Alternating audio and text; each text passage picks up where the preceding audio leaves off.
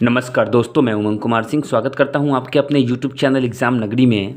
और ये जो बुक आपके सामने है इस वक्त, ये स्पेक्ट्रम की पुस्तक आधुनिक भारत का इतिहास पूरी तरह से मेंस के लिए प्रिपेयर्ड है।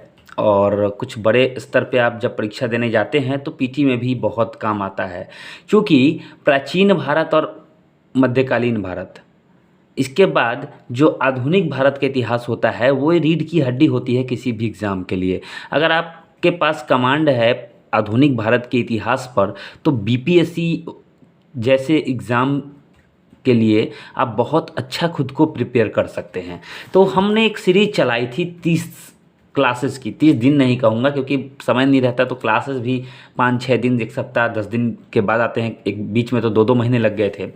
तो ये पुस्तक और पूरा का पूरा चैप्टर हमने 80% ख़त्म कर दिया है। और देखिए आपके सामने जो लिखा हुआ है चैप्टर नंबर 38, नेहरू के नेतृत्व में स्वतंत्र भारत।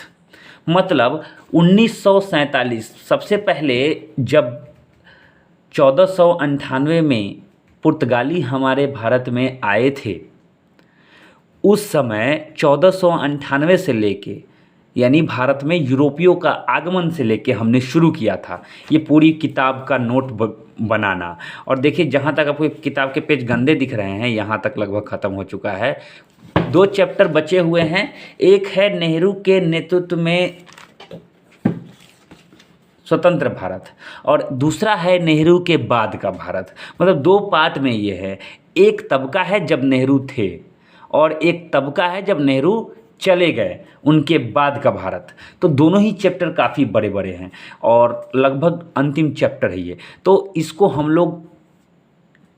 लोगों ने क्या किया था कि चैप्टर नंबर 38 को हमने 3 भाग में पढ़ने का निश्चय किया था, क्योंकि ये 24 पेज का टोटल चैप्टर है। तो हमें केवल रटना नहीं है, केवल नोट्स नहीं बनाने, इनको समझना भी है। तो हम क्या करने जा रहे हैं, भाग 1 में हमने जो पढ़ा था, है ना, थोड़ा सा मैं उसके बारे में थोड़ा सा इंट्रोडक्शन दूंगा। हम इस चैप्टर में क्या पढ़ेंगे या क्या पढ़ा है हमने 1947 के से 1964, हम अभी पढ़ रहे हैं ये 1947 से 1964 के बीच का इतिहास, क्योंकि यही नेहरू काल बोला जाता है। 1964 के बाद नेहरू जी जो थे और प्रधानमंत्री नहीं रहे थे, तो इसके बाद का जो युग शुरू होगा वो अगला चैप्टर आएगा, अध्याय 39, वो होगा नेहरू के बाद का भारत। तो आशा करता हूँ ये चीज़ तो आप समझ गए होंगे। अच्छा, जिन लोगों ने पहले का वीडियो नहीं देखा है, डिस्क्रिप्शन में मैंने पूरा प्लेलिस्ट डाल दिया है। प्लेलिस्ट में जाके स्पेक्ट्रम में, और आप सारा वीडियो पेज अध्याय 38 तक का देख सकते हैं। और देख देख के पढ़ के नोट्स बनाइए किताब की मदद लेके। मैं ये दावा करता हूँ कि पूरा किताब आपको जो है समझ में आ जाएगा और याद भी हो जाएगा। तो चलिए बिना देर किए हुए शुरू करता हूं। और एक रिक्वेस्ट है आपसे कि अगर चैनल आपने सब्सक्राइब नहीं किया तो कर लीजिए। मैं हमेशा कोई ना कोई बड़ी सीरीज लेके आता हूं, और इसके बाद मेरा टारगेट जो है लक्ष्मीकांत की बुक पे है, संविधान की बुक पे। तो आप प्लीज़, अगर आप प्रिपरेशन कर रहे हैं किसी एग्ज़ाम की, तो ज़रूर मेरा चैनल सब्सक्राइब करके रखें। बहुत सारे यूज़फुल वीडियोज़ आते रहेंगे। तो अब देखिए इसमें हमें क्या क्या पढ़ना था। मैंने पार्ट वाइज पार्ट तोड़ दिया था। ये एक ही पेज में पूरा समरी, केवल समरी लिखा हुआ है कि पूरे चैप्टर में हमें क्या पढ़ना है। क्या पढ़ना है तो सबसे पहले जवाहरलाल नेहरू के बारे में एक संक्षिप्त परिचय। उसके बाद हमें नेहरू युग के विभिन्न पहलुओं को पढ़ना है, जिसमें है आर्थिक विकास हेतु नियोजन की अवधारणा। दूसरा है राज्य नियंत्रित औद्योगिकरण, भूमि एवं कृषि सुधार, विज्ञान एवं प्रौद्योगिकी का विकास, शिक्षा का विकास, सामाजिक परिवर्तन, भाषागत समस्या तथा राज्यों का भाषाई पुनर्गठन, नेहरू काल की विदेश नीति और भारत के पड़ोसी देशों से संबंध। ये उसी समय का संबंध हम लोग पढ़ेंगे जब नेहरू जी थे, यानी 1947 से 1964 के बीच का कार्यकाल। 1947 से 1964 के बीच का कार्यकाल। अब इस चैप्टर में हमने जो भाग 1 पढ़ लिया है, अब भाग 1 अगर आपने नहीं देखा है तो आप देख लीजिएगा वीडियो जाके। आज हम भाग 2 पढ़ेंगे। तो भाग 1 में हमने कहाँ तक पढ़ा था, तो हमने जो है, क्योंकि मुझे पूरा एक्सप्लेन करने में, ये सारी चीज़ें मैंने एक्सप्लेन की थी एक एक चीज़, तो हम यही पढ़ पाए थे। अब बाकी जो बचे हुए हैं इन सबको हमें 2 पार्ट में पढ़ना है। तो हमने कहाँ तक पढ़ा था? हमने ये आर्थिक विकास हेतु नियोजन की अवधारणा।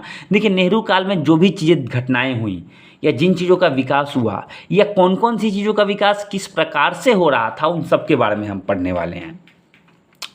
तो हमने पढ़ा था नियोजन संबंधी प्रारंभिक प्रयास, स्वतंत्रता प्रयास पश्चात प्रयास, नियोजन के सामाजिक आर्थिक उद्देश्य और पंचवर्षीय योजना। बस पंचवर्षीय योजना तक ही पढ़ा था हमने बस। अगर आपने नहीं देखा है तो प्लीज़ जाके देख लीजिए। आज हम लोग शुरू करेंगे राज्य नियंत्रित औद्योगिकरण। और कहाँ तक पढ़ेंगे? तो हम पढ़ेंगे राज्य नियंत्रित औद्योगिकरण में 1948 की औद्योगिक क्रांति, 1956 की औद्योगिक क्रांति, पंचवर्षीय योजनाओं के अधीन औद्योगिकरण, उद्योग अधिनियम। देखिए, बहुत ही आसानी तरीके से, बहुत ही मतलब नर्सरी और यूकेजी के बच्चों की तरह मैंने इसमें समझाने का प्रयास किया है, बहुत ही सिंपल और सटीक, जिससे आपको चीज़ें याद रहें, बस ध्यान में रहें। उसके बाद हम लोग पढ़ेंगे भूमि एवं कृषि सुधार, जिसमें हम लोग पढ़ेंगे बिचौलियों का उन्मूलन, काश्तकारी सुधार, भूमि हदबंदी, अन्य उपाय। उसके बाद हम लोग पढ़ेंगे कैसे जो है विज्ञान एवं प्रौद्योगिकी का विकास हुआ, शिक्षा का विकास कैसे हुआ और क्या सामाजिक परिवर्तन हुए, ये पढ़ेंगे। और बाकी का हम पार्ट 3 में पढ़ लेंगे। तो चलिए बिना देर के हुए मैं आपको ले चलता हूँ राज्य नियंत्रित औद्योगिकरण पे। आप देख सकते हैं कि यहाँ पे हमने पार्ट 2 जो पढ़ा था, पार्ट 2 में ये स्वतंत्रता पश्चात प्रारंभिक प्रयास, पंचवर्षीय योजना। और ये पंचवर्षीय योजना सभी पंचवर्षीय योजना नहीं पढ़े थे, क्योंकि हम लोग नेहरू काल पढ़ रहे हैं। तो नेहरू काल में जो भी पंचवर्षीय योजना आए हमें उन्हीं के बारे में पढ़ना है। तो पूरा मैंने एक्सप्लेन किया है, तो आप लोग ज़रूर जाके देखिए उसको। चलिए बिना देर के हुए, ये पुस्तक मेरी बार बार गिर जा रही है, बिना देर के हुए आज शुरू करते हैं भाग 2। ठीक है, भाग 2। अब देखिए कितने छोटे और मैंने सटीक तरह से समझाने का प्रयास किया है। किताब में तो बहुत कुछ लिखा हुआ है, आपको बस घटना समझना है कि आखिरकार हुआ क्या था। तो सबसे पहले हम लोग राज्य नियंत्रित औद्योगिकरण पे चलेंगे। अच्छा, इस टॉपिक का नाम है राज्य नियंत्रित, मतलब जिस उद्योगों पर, जिन उद्योगों पर राज्य का नियंत्रण हो, केंद्र का तो होता ही है, लेकिन नियंत्रण जो है मुख्य रूप से जो है राज्य का हो, राज्य उसे देखती हो, राज्य उसको पोषित करती हो और उसके इनकम का एक बड़ा भाग राज्य को जाता हो, वो सारे उद्योग जो हैं वो राज्य नियंत्रित उद्योग कहलाते हैं। तो कैसे राज्यों में जो है उद्योग का विकास हुआ, यहाँ हम लोग देखेंगे। तो इसमें कुछ टॉपिक्स है, देखिए कैसे हुआ राज्य नियंत्रित। जैसे कुछ समस्याएं थी उस समय, कुछ चुनौतियां थी उस समय। राज्य नियंत्रित औद्योगिकरण इतना आसान काम नहीं था राज्यों में उद्योगों का विकास करना। बिहार में जैसे देखिए फ्लड, बाढ़ की वजह से उद्योग विकसित नहीं होते, बहुत सारी ज़मीन हमारी खाली है, उद्योग नहीं ज़्यादा हो पा रहे हैं, क्योंकि हर वर्ष बाढ़ आती है, हर वर्ष हर जगह जो है 70% बिहार जो है पानी से भर जाता है। तो यहाँ देखिए क्या क्या समस्याएं हैं। पहला तो आधारभूत संरचना का अभाव, बेसिक स्ट्रक्चर का अभाव है। तकनीकी विकास की निम्न स्थिति, तकनीक जो है, जो विदेशों में तकनीक है, आपको पता है विदेशों में आज भी XUV, विकसित देशों में XUV जो गाड़ी होती है, जो हम लोग यहाँ किसी किसी के पास पाया था, वहाँ किसान रखते हैं, है ना, बोझा ढोने के लिए। तो तकनीक वहाँ बहुत आगे चली गई है, हर काम मशीनों से होता है, जल्दी होता है, अच्छे तरीके से होता है। यहाँ भी है लेकिन उतना नहीं है। तो टेक्निकल जो डेवलपमेंट है उसकी कमी है। विदेशी पूंजी पर हम लोग निर्भर है, हम लोग विदेशों से भी बहुत सारे कर्ज लेते हैं कृषि के लिए। घरेलू बाजार की अनुपस्थिति। अब किसान जो है, मान लीजिए कि इस वक्त आप समस्तीपुर में हैं, अब समस्तीपुर में के अंतर्गत मान लीजिए ज़िले के अंतर्गत जितने गांव हैं छोटे छोटे, सब सब्जी उगाते हैं, धान उगाते हैं, गेहूं उगाते हैं, तरह तरह की फसलें उगाते हैं, सब्जियां उगाते हैं, लेकिन क्या उनको घरेलू बाजार मिल पाता है? नहीं, उनको बेचने के लिए तो मार्केट में जाना पड़ता है। तो जो घरेलू बाजार है, हर जगह बाजार होना लोकेलिटी में, वो उसकी अनुपस्थिति है, नहीं है। उसके बाद पूंजीगत उद्योगों का अभाव, पूंजी की भी बहुत जो है कमी है, और जिन उद्योगों में अधिक पूंजी लगना है उनका भी अभाव है, और पूंजी निर्माण, और पूंजी है भी नहीं कि उनको लगाया जा सके। तो ये कुछ समस्याएं हैं, कुछ चुनौतियां हैं, इसको ध्यान में रखिए। समझ जाएंगे तो इस पर अगर आएगा कि राज्य नियंत्रित औद्योगिकरण के चुनौतियों पर विचार कीजिए तो आप कर सकते हैं। आप जब भी आप पढ़ रहे हो तो पढ़ने के समय आप क्या करेंगे कि इस पुस्तक को लेके, ये जो पुस्तक यहाँ रखी हुई है बगल में, इसको आप साथ में लेके पढ़ेंगे तब आपको अच्छे समझ में। चलिए देखते हैं 1948 की औद्योगिक नीति के बारे में जानते हैं। आखिर क्या क्या हुआ। बहुत ही प्रसिद्ध औद्योगिक नीति थी ये, और बहुत कुछ हुआ इसमें। क्या क्या हुआ ये अब ध्यान में रखिए। 1948 आज़ादी के जस्ट बाद ये नीति लाई गई थी। मतलब कि भारत देश में जो संरचना थी उद्योगों की, वो चरमरा गई थी। चरमरा क्या गई थी, अंग्रेज सभी चीज़ें लूट के ले गए थे, और जैसे तैसे हमें टूटा फूटा देश मिला था और पूरी तरह व्यवस्था चरमरा गई थी। तो समय था कि क्यों ना उद्योगों को सुदृढ़ बनाया जाए, मजबूत बनाया जाए, और हम जो है खासकर हमारे जो करघा उद्योग हैं, हमारे जो लघु कुटीर उद्योग हैं, हमारे देशी उद्योग हैं, उनको विकसित किया जाए ताकि उनको विदेशी बाजार मिले। तो ये सब चीज़ों के लिए एक अलग औद्योगिक नीति की ज़रूरत थी। तो 1948 की औद्योगिक नीति आई। इसमें क्या हुआ कि मिश्रित अर्थव्यवस्था का आगाज हुआ। अब ये मिश्रित अर्थव्यवस्था क्या है, क्या है ये मिश्रित अर्थव्यवस्था। तो देखिए, अर्थव्यवस्था होती है 3 प्रकार की। एक होती है पूंजीगत अर्थव्यवस्था, एक होती है एक में आपका जो है एक पूंजीगत अर्थव्यवस्था होती है, जिसे हम लोग सार्वजनिक अर्थव्यवस्था भी बोलते हैं, माफ़ कीजिएगा निजी अर्थव्यवस्था ही बोलते हैं, क्योंकि निजी होता है वो प्राइवेट होता है, शक्ति एक व्यक्ति के हाथ में होती है। और दूसरा होता है सार्वजनिक, जिसे सरकार चलाती है। और इन दोनों के बीच में, दोनों को मिला के जो बनता है वो होता है मिश्रित अर्थव्यवस्था। तो ये हमारे देश में, हमारे भारत देश में जो अर्थव्यवस्था अभी चल रही है वो मिश्रित अर्थव्यवस्था है। और इसका आगाज कहाँ से हुआ है, 1948 की औद्योगिक क्रांति से। बहुत इंपॉर्टेंट है, याद रखिएगा। क्या क्या हुआ उसमें, और नवीन उत्पादक इकाइयों की स्थापना हुई, यानी चीज़ें को उत्पादन हो सके इसके लिए नई नई कंपनियों की स्थापना हुई। ऊर्जा, शस्त्रास्त्र मतलब शस्त्र, रेलवे, मुद्रा उत्पादन की परिकल्पना की गई, इन सबको बढ़ाया गया। विमान एवं पोत निर्माण, लोहा, कोयला, खनिज, तेल संचार उद्योग की स्थापना की गई। लघु एवं कुटीर, मैंने बोला था ना, उद्योग को प्रोत्साहन मिला इस नीति द्वारा। क्योंकि देखिए, लघु उद्योग कुटीर तो आपको शामिल करना ही है, क्योंकि भाई ये आज़ादी के जस्ट बाद की औद्योगिक नीति है। तो ज़रूरत है जो हमारे देशी उद्योग हैं उनको बढ़ावा देने की, जो हमारे देशी उद्योग हैं उनको बढ़ावा देने की। तो लघु एवं कुटीर उद्योगों को प्रोत्साहन मिला। इस नीति द्वारा क्या किया गया कि संविधान के नीति सिद्धांतों को लागू करने का प्रयास किया गया, और पिछड़े क्षेत्रों में उद्योग क्षेत्रीय संतुलन को दूर किया गया। यानी जो पिछड़े इलाके हैं जहाँ पर बाज़ार उपलब्ध नहीं है, वहाँ बाज़ार उपलब्ध कराया गया।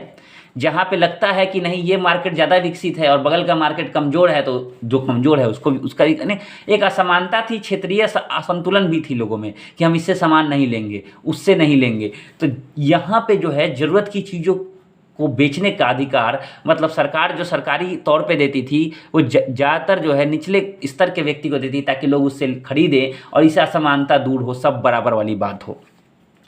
तो पिछले क्षेत्रों में जो असंतुलन था खासकर उद्योग में, उन सबको दूर करने का प्रयास किया गया। तो ये चीज़ें जो हैं हुई, 8 साल तक ये चला।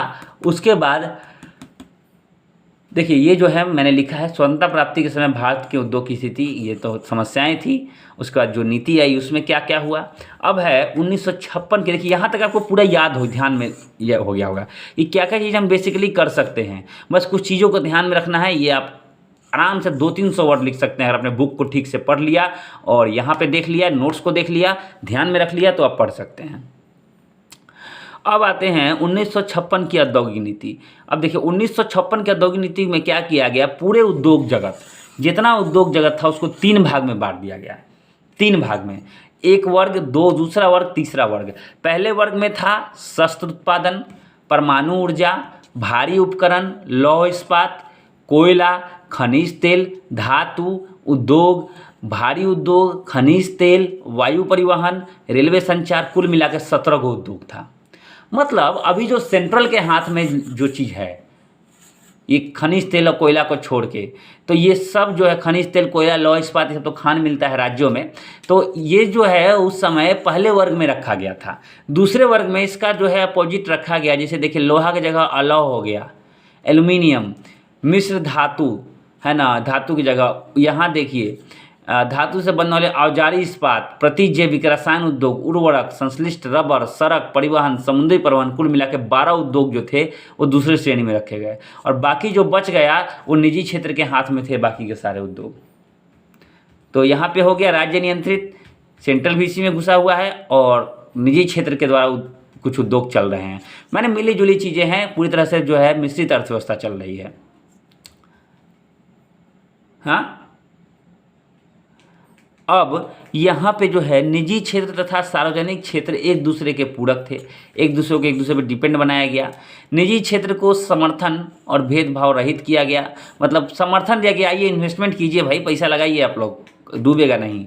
लघु एवं कुटीर उद्योगों को प्रोत्साहन तथा असमानता की समाप्ति की गई। मतलब लघु एवं कुटीर उद्योग को लोग बहुत ही कमज़ोर समझते थे, देसी उद्योग को निचला समझते थे, लोग विदेशी चीज़ों को खरीदना ज़्यादा अच्छा समझते हैं। आज भी देखिए जॉकी, पीटर इंग्लैंड, ये सब जो है लगता है कि एकदम बहुत जो है अच्छा रेट, अच्छा क्वालिटी भी देते हैं, लेकिन हमारे अगर देसी कोई चीज़ आ जाए उस तरीके की, उसी क्वालिटी की, तो लोग उसे कम खरीदेंगे, विदेशी चीज़ों पे ज़्यादा ध्यान देंगे। आज भी चल रहा है।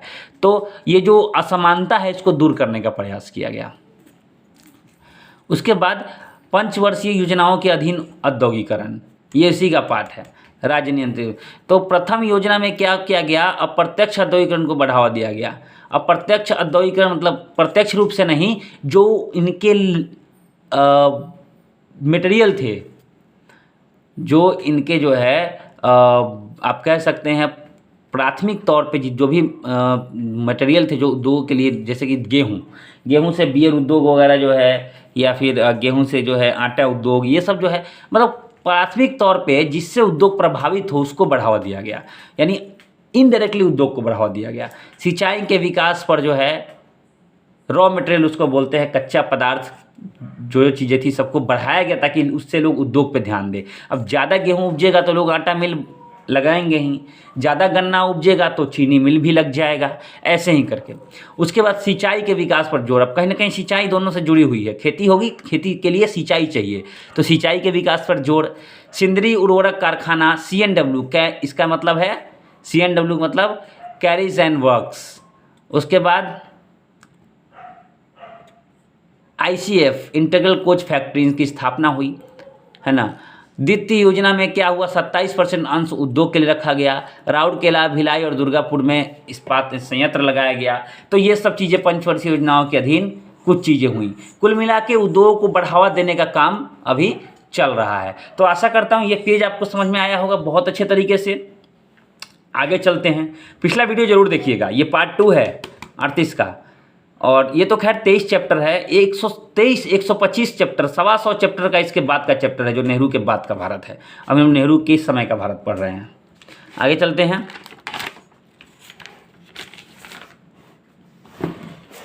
उसके बाद और क्या हुआ, जो छोटे उद्योगकर्ता थे उनके समूह का विस्तार किया गया, और तीसरे योजना काल में मशीनों का निर्माण किया गया, क्योंकि मशीनें होंगी तो काम तेजी से होगा। तकनीकी कौशल, प्रबंधकीय दक्षता, इन सब को बढ़ावा दिया गया। अब ये देखिए सब समझने की चीज़ है, आप रटिएगा नहीं। तकनीकी कौशल मतलब टेक्निकल स्किल्स होता है, यानी टेक्नोलॉजी को बढ़ावा दिया गया, टेक्नोलॉजी से लोगों को परिचित करवाया गया, ज़्यादा ज़्यादा लोगों को जो है टेक्नीशियन टाइप का बनवाया गया ताकि उनके पास कोई ना कोई गुण हो, कोई ना कोई टेक्निकल डिग्री हो। प्रबंधकीय दक्षता, कैसे मैनेजमेंट हो, उस पर ध्यान दिया गया। तो ये चीज़ हुई। उसके बाद उद्योग में विकास एवं विनियमन अधिनियम 1951। अब चूंकि उद्योग आ गया तो इसका मतलब ये नहीं है कि जो जिसका मन जैसे चाहे, क्योंकि उद्योगों को आगे बढ़ाना है तो अपनी मनमानी करेंगे, जी नहीं। कोई भी चीज़ की जब मनमानी होती है, विकास होता है, तो उसके लिए नियम कानून आते हैं, विनियमन जिनको बोलते हैं, उन पे क्या किया जाता है, लगाम लगाया जाता है सरकार द्वारा, ताकि उनका विकास भी होता रहे और हद से ज़्यादा भी कोई अति ना करे। तो क्या किया गया, मध्यम तथा बड़े उद्योगों थे उन सबको लाइसेंस दिया गया। पहला कदम तो यही हुआ कि अनलाइसेंसी काम नहीं होगा, क्योंकि जब अनलाइसेंसी काम होगा तो बिचौलियों को जो है, माफ़ कीजिएगा, थोड़ा सा इंटरप्शन हुआ था। तो उद्योग में क्या हुआ कि विकास के साथ साथ विनियम को भी बढ़ावा दिया गया। 1951 याद रखिएगा ये साल, है ना। 1947 के 5 साल बाद जितने बड़े उद्योग थे और मध्यम छोटे उद्योग को छोड़ दिया गया, भाई अपना मन से करो, छोटे छोटे उद्योग बनाओ, है ना। आज भी छोटे उद्योग के लिए ज़्यादा लाइसेंस की जरूरत होती नहीं है। अब घर में कुछ चीज़ की पैकिंग कर रहे हैं, फूल लगा रहे हैं, छोटा मोटा गार्डनिंग कर रहे हैं, उसको लाइसेंस की नहीं जरूरत होती है। आज भी मध्यम तथा बड़े उद्योग को लाइसेंस की जरूरत होती है। उसके बाद उत्पादन की मात्रा, कितना आपको उत्पादन करना है। ऐसा नहीं कि आप खाली जो है उगा एक ही चीज़ उगा के जो है उससे कालाबाजारी कीजिए। आयात निर्यात, कितना भेजना है, कितना मंगवाना है ना। कोटा मजदूरी, कितना मजदूरी देनी है, कितना उसका मूल्य रखना है, और किस वेतन का निर्धारण, ये सब सरकार करने लगी। क्योंकि अपनी मर्जी से आप ज़्यादा काम कराओ, कम वेतन नहीं दे सकते। अपनी मजदूरी से अपनी मन मर्जी से आप मजदूरी नहीं फिक्स कर सकते। ये सब चीज़ों पर लगाम लगे। ये सब यही विनियमन है। ये विनियमन शब्द का प्रयोग हुआ है, ये इसी के लिए हुआ है। उसके बाद विदेशी व्यापार, बहुराष्ट्रीय निगमों पर कानूनी नियंत्रण, इस सब के लिए अलग से कानून बनाया गया ताकि स्मगलिंग को रोका जाए, गलत सलत चीज़ों को वहाँ से लाया ना जाए, ना यहाँ से भेजा जाए, है ना। इन सब चीज़ों पर जो है लगाम लगाया गया। तो यही विनियमन हुआ 1951, याद रखिएगा। उद्योग अधिनियम 1951 में क्या हुआ था, विकास एवं विनियमन की बात की गई थी। अब हम लोग तीसरा टॉपिक पढ़ने जा रहे हैं, भूमि एवं कृषि सुधार। अब देखिए हमारे टारगेट में था ये, हमने जो ये पढ़ा था, ये देखिए तीसरा टॉपिक था भूमि एवं कृषि सुधार। मैंने समरी में ही एक ही पेज में सब क्या क्या हमें इसमें चैप्टर में पढ़ना है सब लिख दिया था। तो चलिए, भूमि एवं कृषि सुधार में क्या काम हुआ। जवाहरलाल नेहरू जी के, देखिए लोग जो भी कह ले, लोग चाहे जो भी कह ले, याद रखिएगा आपका व्यक्तिगत विचार यहाँ मायने नहीं रखता। आप कांग्रेस को सपोर्ट नहीं करते, आप भारतीय जनता पार्टी को सपोर्ट करते हैं। तो उसमें क्या होता है कि बहुत सारे जो है फेसबुक पे, व्हाट्सएप पे बहुत सारे कांग्रेस के विरोध में बहुत सारी चीज़ें आती हैं। जवाहरलाल नेहरू को यश बताया जाता है ना, बहुत सारी चीज़ें उल्टा सीधा चीज़ें बताई जाती हैं जिनका कोई आधार नहीं है। बस वो एक प्रतिष्ठित व्यक्ति थे, वो अपने पर्सनल लाइफ में जो भी हो, वो हमारे भारत के प्रथम प्रधानमंत्री थे, और उनको जो देश मिला हुआ था, जिस स्थिति में मिला हुआ था, बहुत ही दयनीय स्थिति थी, और कई हजारों जो है सुधार हुए थे उस समय देश में। बस ये चीज़ आप नोट करके रखिए। और वही नहीं, उनकी जगह नरेंद्र मोदी जैसे व्यक्ति भी होते, कोई भी होता, तो उनको ये सब काम करना पड़ता। नहीं करते तो देश जो है, देश की स्थिति और ख़राब हो जाती। क्योंकि उस समय एक एक लोग के पास बहुत धन था और कुछ लोग भूखमरी के कगार पे थे। तो ये सब सुधार की आवश्यकता थी। अब देखिए, भूमि एवं कृषि सुधार में क्या हुआ। भारत की 80% से अधिक जनसंख्या आजीविका हेतु कृषि पर निर्भर थी। पहली तो ये वर्तमान स्थिति थी। तो भाई कृषि का सुधार होना बहुत ज़रूरी है। तो जो बिचौलियों की जो है प्रभावशीलता, बहुसंख्यक गरीब किसान जो थे, या फिर ग्रामीण बेरोजगारी, न्यून कृषि उत्पादन, तकनीकी असुविधा, सामाजिक पिछड़ापन, भेदभाव, यही सब कारण था हमारे उस समय में जो है देश में कृषि का जो पिछड़ापन था, ये सब उसका कारण था। ये याद रखिएगा, बहुत इंपॉर्टेंट है। ये चीज़ पूछा जाता है कई प्रश्न में कि भारत में जो है आज़ादी के समय या अभी भी कुछ चीज़ों में सुधार हुई है ना। जैसे तकनीकी असुविधा, इसमें थोड़ा सा सुधार हुआ है ना। हमें बीज भी मिलने लगे हैं, तकनीकी चीज़ें आ गई हैं। सामाजिक पिछड़ापन, भेदभाव है लेकिन उतना नहीं है जितना उस समय था। उस समय ये सब चीज़ें बहुत अपने चरम पे थी, है ना। बिचौलिए क्या करते थे, आपसे जो है 5 रुपये से ज़्यादा जो है, मान लीजिए 10 पैसे, उस समय पैसे में चलता था, 10 पैसे 20 पैसे से ज़्यादा कोई सामान नहीं लेंगे, अब बाहर जाकर रुपया में बेचेंगे। तो कहने का मतलब जो सही प्राइस होता है, सही मूल्य होता है, किसान को मिल नहीं पाता। दलालों की अधिकता थी उस समय। ये कारण था कृषि का पिछड़ापन का। बहुत संख्य गरीब किसान, बहुत सारे किसान जो थे गरीब थे, सब किसान संपन्न नहीं थे। ग्रामीण बेरोजगारी थी, ग्रामीण स्तर पर बहुत लोग बेरोजगार थे। न्यून कृषि उत्पादन कम होता था, क्योंकि तकनीक, देखिए हर चीज़ से संबंधित है। टेक्नोलॉजी नहीं रहेगा तो स्लो काम होगा तो लोग बेरोजगार रहेंगे तो कृषि उत्पादन नहीं होगा। सब एक दूसरे से संबंधित है। तो समझ लेंगे इस टॉपिक को तो आपको याद हो जाएगा, है ना। हर कोई खेती करना भी नहीं चाहता था। खेत में जो है हर कोई धान नहीं काटने जाता, धान काटने के मजदूर रहता था, वही काटेगा। तो कितना काटेगा भाई वो मजदूर। 10 मजदूर है, 10 बीघा जमीन है, तो समय तो लगेगा ही। तो ये सामाजिक पिछड़ापन और भेदभाव का ही नतीजा था, हर कोई इसमें हाथ नहीं लगाना चाहता था। उसके बाद यहाँ देखिए निरक्षरता थी, बहुत सारे, आज जो साक्षरता है काफ़ी अधिक है, उस समय काफ़ी कम थी, लोग पढ़े लिखे कम थे। रूढ़िवाद था, जैसे हम अपर कास्ट के हैं तो हम खेतों में काम क्यों करने जाएं, हम करवाने वाले हैं। धर्मांधता थी, धर्म में लोग जो है जैसे पंडित लोग जो हैं किसानी बहुत कम करते थे, या फिर किसानी करते भी थे तो वो जो है कहने का मतलब कि अपना अपना जो है सबका अलग अलग जो है जॉब था, अपना अपना कार्य था, तो उसमें जो है धर्मांधता ही बहुत थी, अलग अलग धर्म में लोगों में भेदभाव होता था, जातिवाद भी बहुत अधिक था, है ना। तो ये सब कारण था कृषि के पिछड़ापन का, ये सब कारण दूर हुआ है आज जो है, तब जाके जो है कृषि में सुधार मिला है। कुछ कदम उठाए गए थे, जैसे भूमि सुधार कार्यक्रम में उठाए गए कदम क्या क्या था। बिचौलियों का उन्मूलन पर, तो बिचौलियों को, दलालों को हटाया गया, किसानों को सुविधा दी गई कि अब जाइए और डायरेक्ट जो है सीधे जो है सरकार को अपना अनाज बेचिए। काश्तकारी सुधार, भूमि हदबंदी, है ना, हदबंदी मतलब भूमि की जो हदें हैं उसको बनाया गया, कोई किसी दूसरे पे कब्जा ना करे। सबके बारे में थोड़ा सा डिटेल में जानते हैं। बिचौलियों का उन्मूलन कैसे हुआ, तो जमींदारी व्यवस्था का, बिचौलियों का उन्मूलन करने के लिए जमींदारी व्यवस्था का उन्मूलन करना बहुत ज़रूरी था। अब भैया ये जमींदारी व्यवस्था है क्या, आखिरकार ये जमींदारी व्यवस्था क्या है।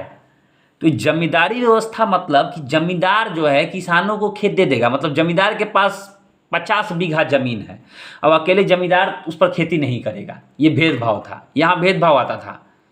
और ना ही अपर कास्ट वाले करेंगे, लोअर कास्ट वाले करेंगे, यहाँ जातिवाद था, है ना। वहाँ कुछ जो है निचले स्तर के लोग जो थे वो किसान के रूप में काम करते थे, अब उनसे काम करवा के उनको उचित मजदूरी नहीं दी जाती थी, यानी गरीब किसान हो जाते थे, बेरोजगारी रहती थी, है ना, क्योंकि बिचौलिए यहाँ पे थे, जमींदार ही बिचौलिए थे, वो लोग अच्छे मूल्य लेते थे अलग से, और जबकि किसानों को मूल्य देते नहीं थे ठीक।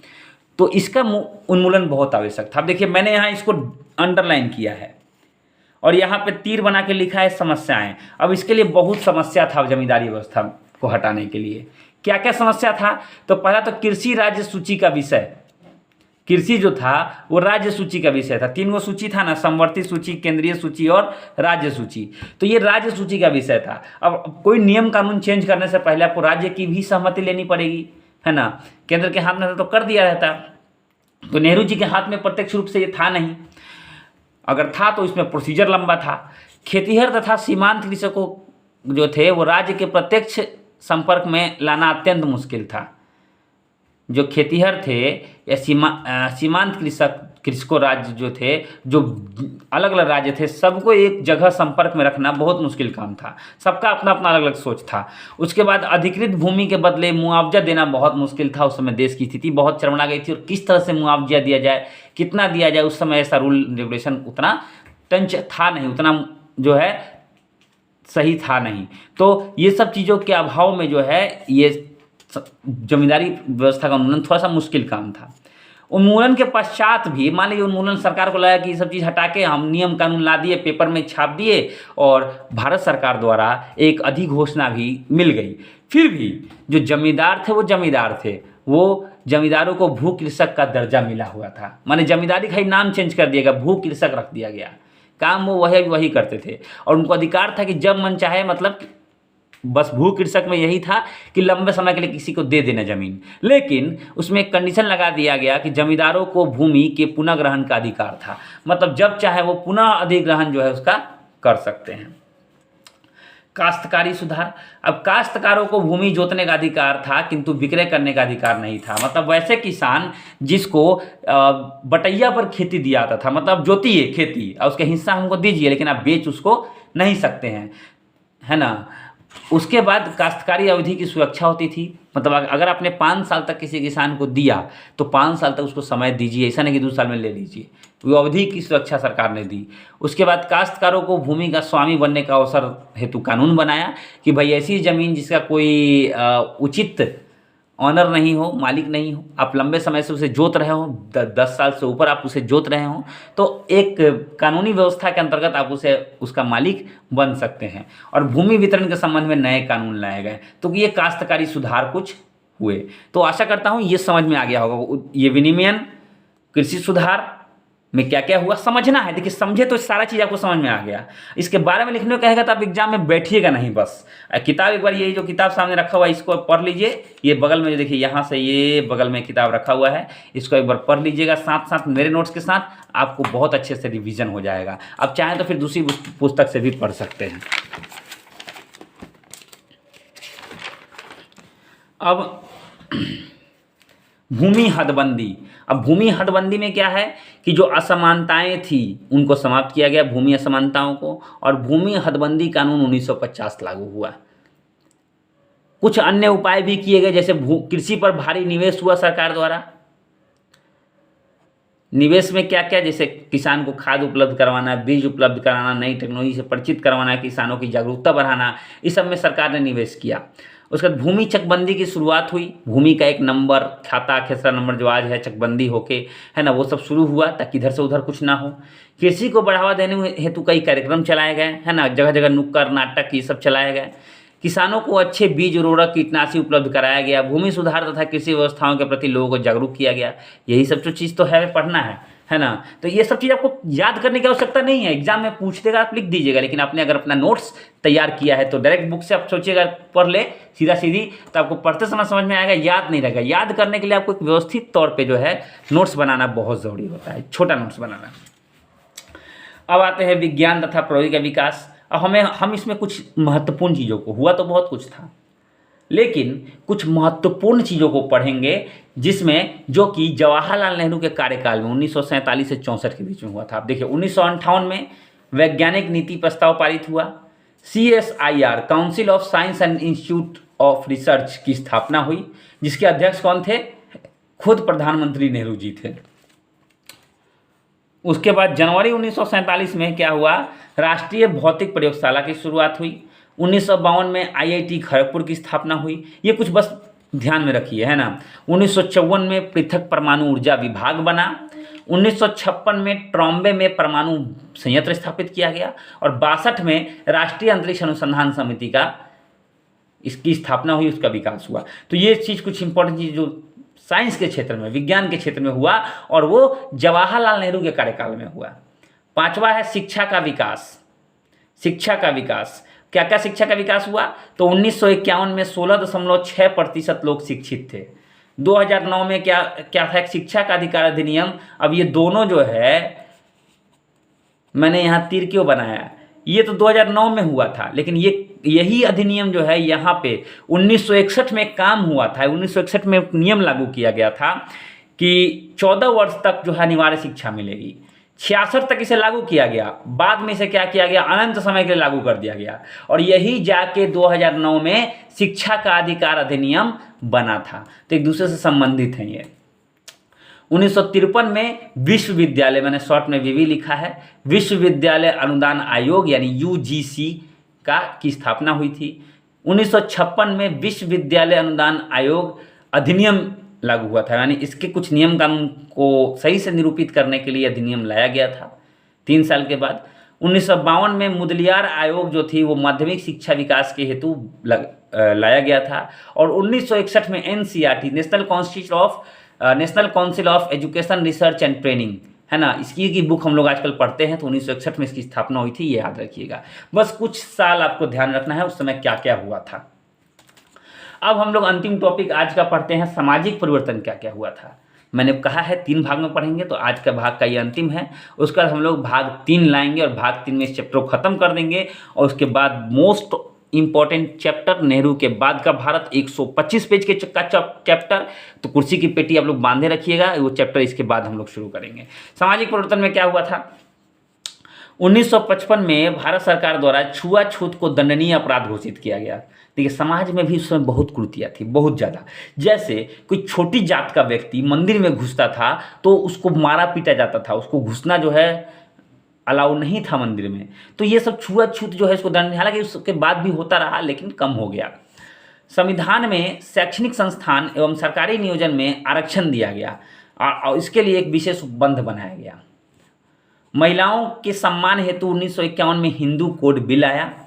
एकल विवाह तथा पुरुष एवं महिला दोनों का तलाक का अधिकार दिया गया, मतलब आप चाहे तो विवाह कीजिए, चाहे तलाक लीजिए। यह सामाजिक सुधार था, पहले था ऐसा नहीं था, सती प्रथा जैसी व्यवस्था तो कब की हट चुकी थी, लेकिन अभी भी ये व्यवस्था था कि आपने विवाह कर लिया तो चाहे जैसा भी मिला हो आप तलाक नहीं दे सकते, या फिर आप डिवोर्स नहीं ले सकते आप, या फिर दूसरी शादी नहीं कर सकते, या फिर मतलब दोनों को समान अधिकार दिया गया कि आप इसके लिए न्यायालय में जा सकते हैं।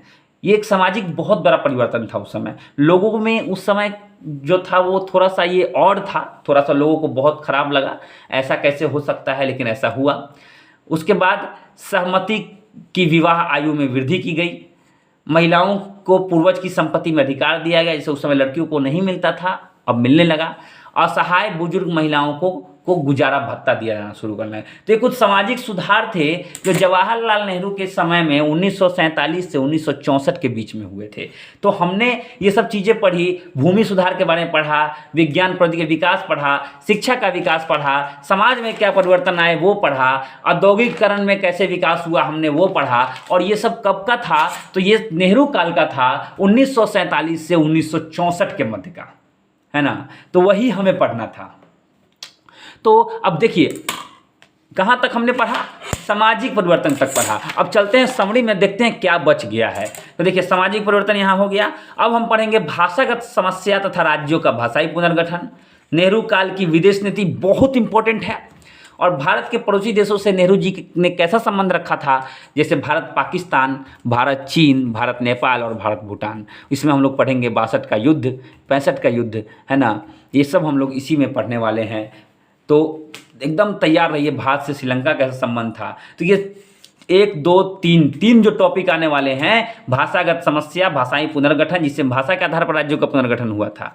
नेहरू काल की विदेश नीति कैसी थी, है ना, जैसे भारत ने विदेश नीति की विशेषताएं, साम्राज्यवाद और उपनिवेशवाद का विरोध। नेहरू काल के गुट निरपेक्षता की नीति कैसी थी, और भारत के, मैं सब बताऊंगा, गुट निरपेक्षता का मतलब बताऊंगा, उपनिवेशवाद का मतलब बताऊंगा, तभी आपको ये समझ में आ पाएगा। तो तीसरे पार्ट में हम इस चैप्टर को खत्म कर देंगे। और चैप्टर नंबर 39 अब देखिए जरा, बहुत ही देखिए, सारा जो है पूरा बुक, पूरा कॉपी जो है 283 पेज तक हमने पढ़ा है। और ये अब माफ कीजिएगा, ये जो है नोट्स 283 से शुरू हुआ है, 288 तक हो गया है। अभी हमें बहुत कुछ पढ़ना बाकी है, बहुत कुछ पढ़ना बाकी है। मैं आपके सामने यहाँ पे भाग 3 लिख देता हूँ। भाग 3, अध्याय 38, भाग 3। देखिए आपके सामने मैंने यहाँ लिखा है अध्याय 38 भाग 3। मैं यहीं से हम लोग जो है सारी चीज़ें, देखिए यहाँ से मैंने कुछ लिखा भी है, राष्ट्रीय भाषा समस्या। नोट्स ही रेडी नहीं हुआ है, रेडी करूँगा तब आपको जो है इसमें आगे देखेंगे हम लोग। तो देखिए पूरा का पूरा जो है, ये पूरा का पूरा नोट्स और पूरा वीडियो में कन्वर्ट है। सबसे बड़ी चीज़ कि ये पूरा वीडियो में कन्वर्ट है, और 38 वीडियो, 40 वीडियो आपको मिलेंगे इसी चैनल पे। तो ज़रूर दोस्तों को बताएं और समरी ज़रूर बनाएं, जैसे मैंने यहाँ समरी बनाया है सारा चैप्टर वाइज, कौन से चैप्टर कितने पेज में है। अब देखिए 39 नंबर जो है, एक नज़र मार लीजिए आप लोग, नज़र ज़्यादा अच्छा रहेगा। ये सब देखिए, नेहरू के नेतृत्व में स्वतंत्र भारत है, ये सब उसी का है। तो ये बहुत बड़ा जो है पार्ट 3 आएगा। इसके बाद चैप्टर 39 देखिए, नेहरू के बाद का भारत 130 पेज में है, यानी पूरी किताब ही खत्म हो जाएगी इसमें। 130 पेज में जो है थोड़ा सा बचा हुआ है, नेहरू के बाद का भारत। तो बहुत इंपॉर्टेंट है, हम लोग सब चीज़ डिटेल में पढ़ेंगे और बहुत ही आसान तरीके से, जस्ट लाइक ABCD जैसे बच्चों को पढ़ाते हैं, वैसे मैंने इस किताब को ख़त्म किया है। तो ज़रूर जाइए और देखिए, और कमेंट बॉक्स में अपनी प्रतिक्रिया ज़रूर दीजिए। और भी मैं लाता रहूँगा वीडियोज़, ऐसे वीडियोज़। और तब तक के लिए, अगले वीडियो तक जो है, थैंक यू वेरी मच दोस्तों। तैयारी ऐसे ही करते रहिए और लगे रहिए। Thank you.